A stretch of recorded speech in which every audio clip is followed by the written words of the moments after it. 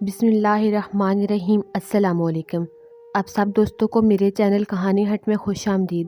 تو آئیے شروع کرتے ہیں آج کی کہانی۔ یہ کیا بات ہوئی؟ مما کو خود سوچنا چاہیے۔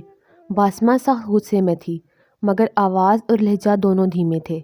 دھیما بولنا اس کی فطرت تھی۔ غصہ دلانے والی بات پر بھی اس کا لہجہ اور آواز دھیمے ہی رہتے تھے، مگر چہرہ احساسات کو ظاہر کر دیتا تھا۔ کوئی بات نہیں باسمہ، مما کی بات مان لیتے ہیں، ورنہ تمہیں معلوم ہے کہ اگلے سال باجی کے پاکستان آنے تک وہ اسی بات کو لے کر اپنا موڈ خراب رکھیں گی۔ مظہر نے باسمہ کو ٹھنڈا کرنا چاہا۔ بس کر دیں یار، آپ بھی۔ باسمہ غصے سے رونے والی ہو گئی تھی۔ کول ڈاؤن یار، کیوں اپنا خون جلا رہی ہو؟ مظہر نے اس کا ہاتھ تھاما اور اسے لے کر صوفے پر بیٹھ گیا۔ آپ خود دیکھیں محسن کی پیدائش پر کتنا خرچہ ہوا ہے۔ ہم دونوں کی تنخواہ ملا کر اس گھر کا کرایہ، بل اور گروسری بمشکل پورے ہوتے ہیں۔ اب یہ نئی فرمائش کہ باجی کو پورے 15,000 کا جوڑا دینا ہے۔ تحفہ دینے والے کی مالی حیثیت کے مطابق ہونا چاہیے۔ پریشانی سے اس کی آنکھوں میں آنسو آ گئے۔ مت کرو ایسے باسمہ، ذہنی دباؤ کا شکار ہو کر بیمار ہو جاؤ گی۔ میں کرتا ہوں کچھ، مظہر نے کہا۔ اسے باسمہ بہت عزیز تھی، وہ اسے مزید پریشان ہوتے نہیں دیکھ سکتا تھا۔ کیا کریں گے آپ؟ ادھار لیں گے یا تھوڑی بہت جو سیونگ ہے اسے ٹھکانے لگائیں گے؟ باسمہ نے اسے نروٹھے پن سے کہا۔ تو پریشانی کے باوجود مظہر کے ہونٹوں پر مسکراہٹ رنگ گئی۔ آپ ہنس رہے ہیں؟ باسمہ نے اسے صدمے سے دیکھا اور احتجاجاً اپنا ہاتھ اس کے ہاتھ سے چھڑا لیا۔ اچھا اب موڈ ٹھیک کرو اور محسن کو لے آؤ کمرے میں، مظہر کہہ کر واش روم چلا گیا تو باسمہ بھی ٹھنڈی سانس بھر کر اٹھ گئی۔ مظہر کے والد کا انتقال اس وقت ہوا جب مظہر 2 سال کا اور اس کی بڑی بہن آئمہ 5 سال کی تھی۔ بیوگی کے بعد ناصرہ بیگم اپنے دونوں بچوں کو لے کر والدین کے پاس آ گئیں۔ ان کے والدین حیات تھے۔ 4 بھائی ان سے چھوٹے تھے، جن میں سے ایک شادی شدہ تھا اور ایک کی شادی جلد متوقع تھی، اور باقی 2 ابھی زیر تعلیم تھے۔ والدین کا گھر خوب بڑا تھا، ابو کی پینشن بھی اچھی خاصی تھی، اوپر والے پورشن میں رہنے لگیں اور اپنا ذاتی گھر کرائے پر اٹھا دیا۔ والدین اپنے بہن بھائیوں کی مدد اور کرائے کی مد میں ملنے والی رقم سے وہ اپنے اور اپنے بچوں کے اخراجات پورے کرنے لگیں۔ خود صرف میٹرک پاس تھیں، سو کہیں نوکری وغیرہ بھی نہیں کر سکتی تھیں۔ جب تک ابا زندہ رہے ان کی پینشن کا بڑا حصہ دھڑلے سے لے لیتی، بھائیوں سے بھی جتنا ہو سکتا مدد کرتے رہتے۔ ایسے ہی وقت گزرتا رہا۔ ناصرہ بیگم کے دونوں بچے پڑھنے لکھنے میں ہوشیار اور ذہین تھے۔ ناصرہ بیگم نے ان کی تعلیم و تربیت پر کوئی سمجھوتا نہ کیا، ان کو اچھے تعلیمی اداروں میں تعلیم دلوائی۔ بیٹی CSS کر کے اچھے عہدے پر فائز ہو گئی، بیٹا انجینئرنگ کی ڈگری لے کر سول ایوییشن میں اچھی پوسٹ پر فائز ہو گیا۔ بیٹی اور بیٹے کی کمائی آنے لگی تو ناصرہ بیگم کے تو رنگ ڈھنگ بدل گئے۔ چاروں بھائیوں کو شادی کے بعد کشادہ گھر تنگ محسوس ہونے لگا تھا۔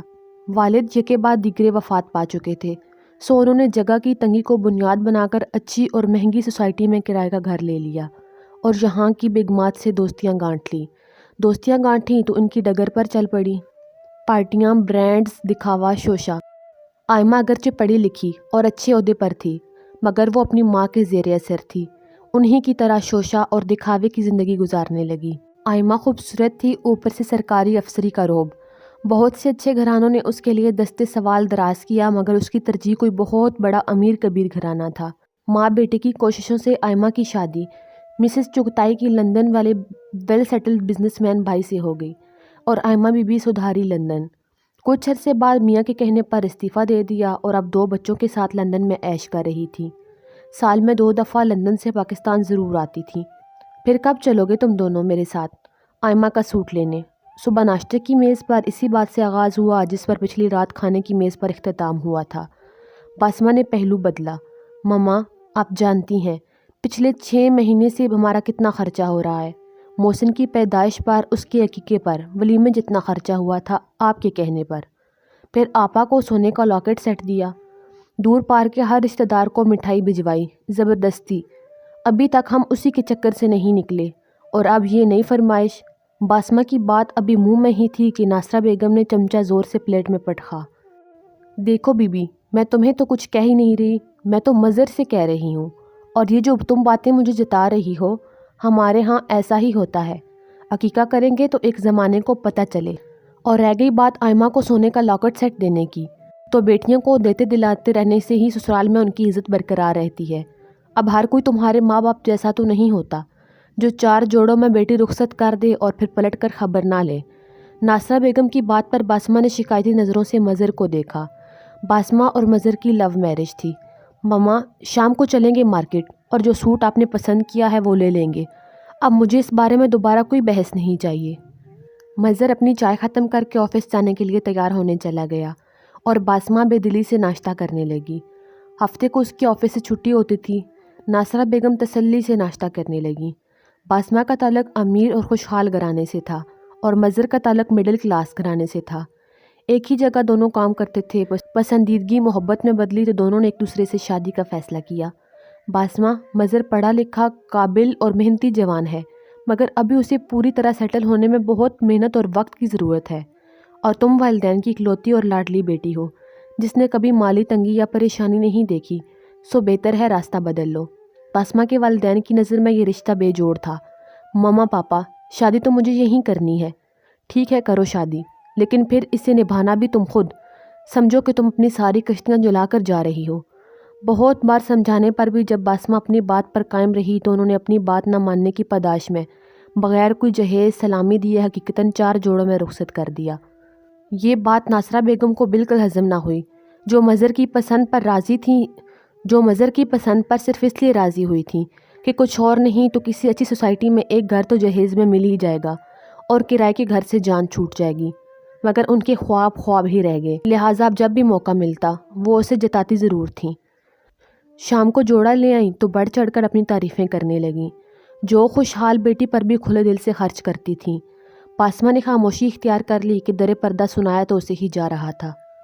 باسمہ کی نظر میں بہت سے ایسے اخراجات تھے جنہیں کم کر کے اچھی خاصی بچت کی جا سکتی تھی، مگر ناصرہ بیگم سے بات کرنا اپنی شامت کو بلوانا تھا۔ مظہر ہم لوگ کسی مڈل کلاس سوسائٹی میں گھر لے لیں تو اسے آدھے کرائے میں اچھا گھر مل سکتا ہے، بلکہ آپ کا آبائی گھر بھی رہائش کے لیے اچھا خاصا ہے۔ ہاں علاقہ تھوڑا لوور مڈل کلاس ہے، اگر ہم وہاں شفٹ ہو جائیں تو تھوڑے عرصے میں ہی ہم کسی اچھی جگہ اپنا ذاتی گھر بنا سکتے ہیں۔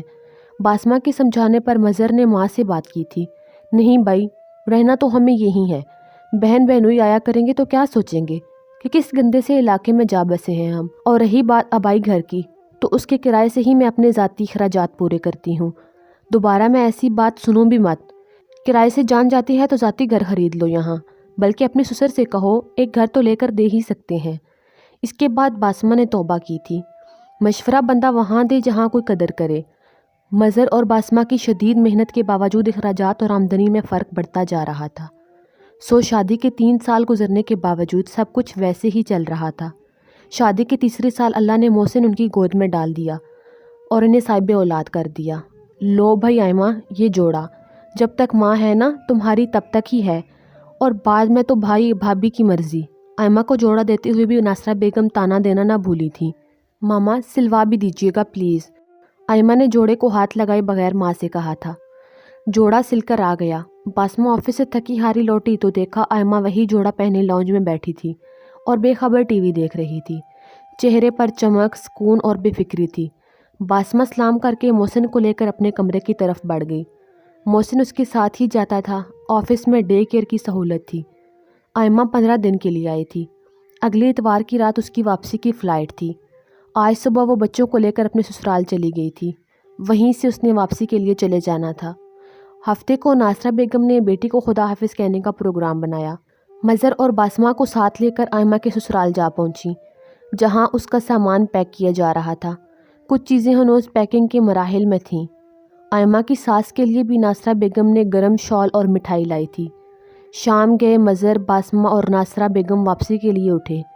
امی یہ دیکھیں آئمہ باجی نے کتنا سارا سامان دیا ہے۔ ہاں ہر دفعہ جاتے ہوئے کتنا سامان یہیں بانٹ جاتی ہیں، بہت بڑا دل ہے ان کا۔ آئمہ باجی نے یہ سوٹ بھی مجھے دیا ہے، بالکل نیا ہے، ہائے اللہ اتنا پیارا ہے۔ وہ گیٹ کے پاس پہنچے تو آئمہ کے گھر کام کرنے والی رانی کی آواز پر مڑ کر دیکھنے لگے، جو لان کی میز پر کچھ سامان رکھے اپنی ماں سے مخاطب تھی۔